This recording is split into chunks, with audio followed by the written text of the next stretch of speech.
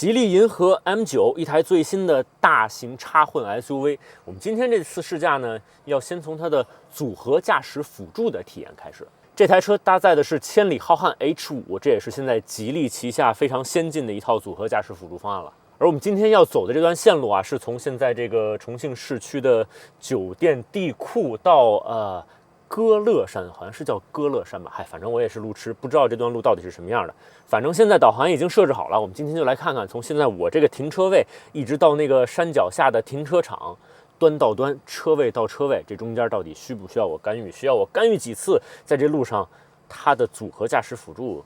到底能不能让人放心？松开刹车，我们这就出发了，请注意周围环境。它能判断出来这个杆已经抬起来了。对，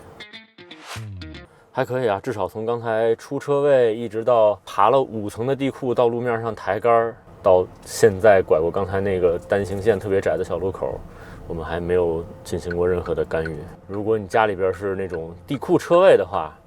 每天回家和出门，这个应该是可以实现了。组合驾驶辅助现在已经快成新能源车的标准配置了，但不同的驾驶辅助系统啊，水平差异还是挺大的。无事故的帮助驾驶员把车从 A 点开到 B 点，只是辅助驾驶的最基本要求。而这个过程当中，系统判定加减速、变道、避让的决策是不是够合理，每一个操作是不是够丝滑老练，有没有影响其他车辆和行人的正常通行，以及驾驶员开启组合驾驶辅助功能之后，是不是还需要频繁的干预，一路上会更轻松，还是反而更紧张了？这些都会影响驾驶员和乘客的驾乘体验，有时候甚至会让驾驶员对辅助驾驶功能失去信心。而在这些方面，吉利银河 M9 今天一路上表现真的还不错。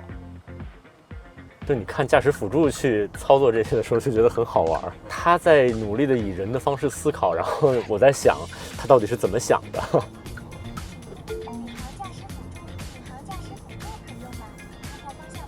所以刚才是我们今天这段路上第一次人为的干预就是在这段特别堵车的地方，我们要变到最右侧车道，然后现在准备出这条路，然后应该是过一个匝道。这是个红灯，如果不是因为开着这个组合驾驶辅助的话，我觉得我可能会闯红灯。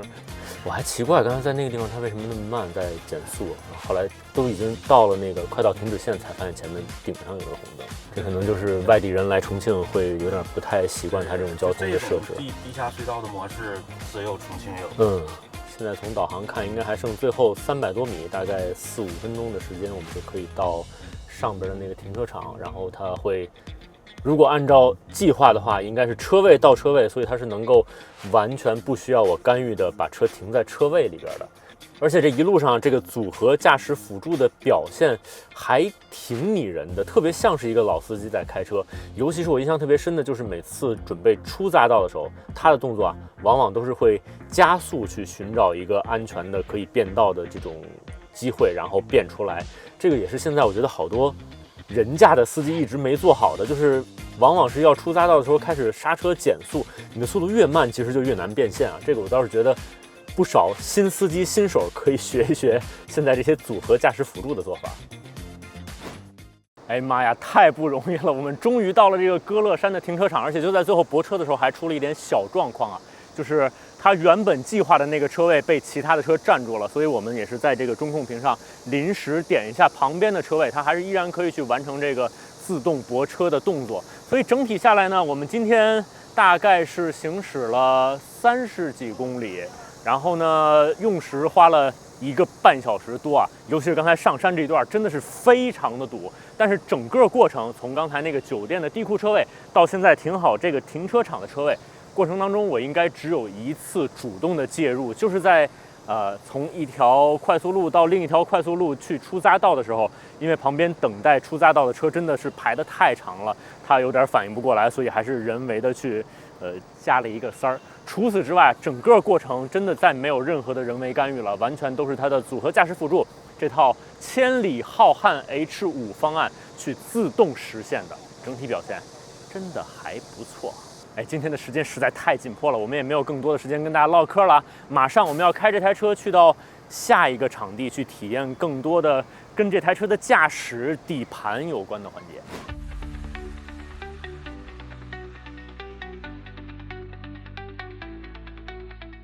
我们开车前往下一个体验科目试驾场地的路上，跟大家也来简单分享一下这台车的驾驶的感受。这台车给我的整体的感觉啊，就是一个字：稳。那不管是它的动力的表现，还是整个底盘的表现，就是一台很踏实、舒舒服服的车。尤其是底盘部分啊，像路面上那种比较轻微的起伏，在车里面几乎都感受不到。而路上的一些颠簸呢，它也能把它都化解得很温和、很舒适。另外一方面，这台车除了前双叉臂、后多连杆这样的一个悬架组合之外呢，其实也配了臂式双腔空悬，加上 CCD 连续可变阻尼减震这样的一套悬架配置的组合。主要还是因为毕竟是一台大型 SUV， 这么重的车身，真的是需要有这样的配置，才能够在那种连续起伏的路面上，能够让它控制住不被抛跳起来，可以稳稳地压在路面上。再就是空气悬架，也给这台车带来了可调底盘高度这样的配置。一方面呢，当有乘客上下车，或者你需要从后备箱去拿一些物品的时候，它都可以去降低底盘高度，让你更容易的上下车或者去便捷取物。另外一方面呢，当这台车停在一些不太平的路面上的时候，它也有一键调平的功能，所以整个底盘啊还是挺聪明的。而且这台车的调教啊，一致性表现得很好，从方向盘到踏板都跟这台车那种稳稳的性格特别贴。方向盘呢比较沉，而且轻微的做一些小动作的时候，它并不会像很多运动型车那样有非常敏感的响应。而刹车踏板、加速踏板两个踏板呢，也都是那种很沉稳的风格，轻轻踩一下，不会像以前大家可能开过的一些电动车那样一下就窜出去。当然了，如果你想要动力的话，这台车也完全能给你提供。毕竟雷神电混啊，一台 1.5T 的发动机，再加上前面一台 P3 电机，后面两台 P4 电机，官方给到了0-100加速啊，只要4.5秒。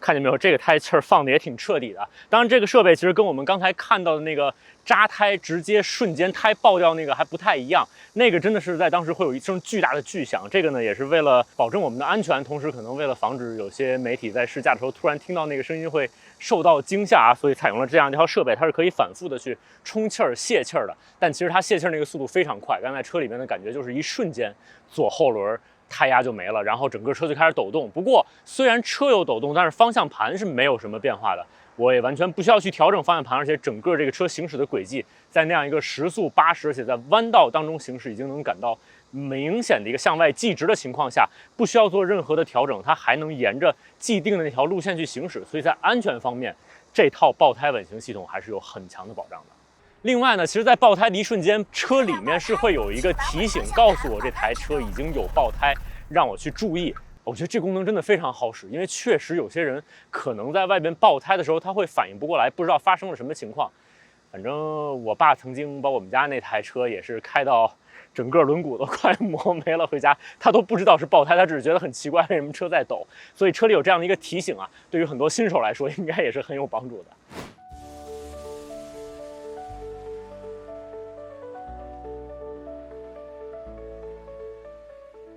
今天应该是吉利银河 M9 这款车第一次公开对外的动态试驾体验。我们上午呢在重庆市区，包括在那个叫什么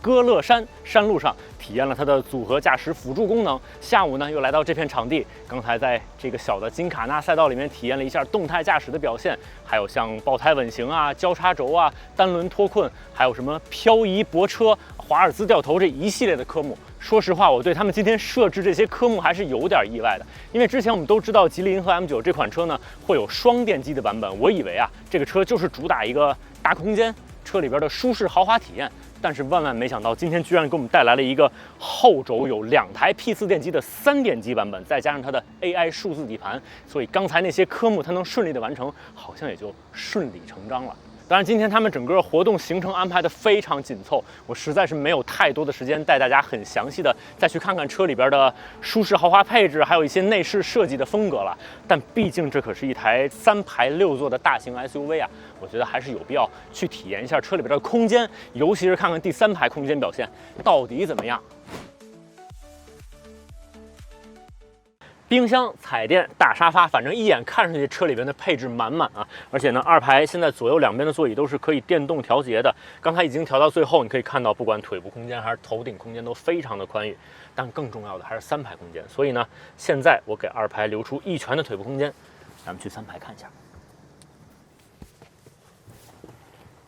坐进3排，真的很宽敞啊！刚才2排留出1拳腿部空间之后，现在在3排的空间。也有4指，而且脚底下的空间很宽裕，我的脚在这活动自如，头顶空间完全不会有什么影响。另外，在旁边这儿可以看到第3排座椅也有座椅加热，这也预留了充电的 Type-C 接口，而且居然3排的靠背角度也是可以电动调节的。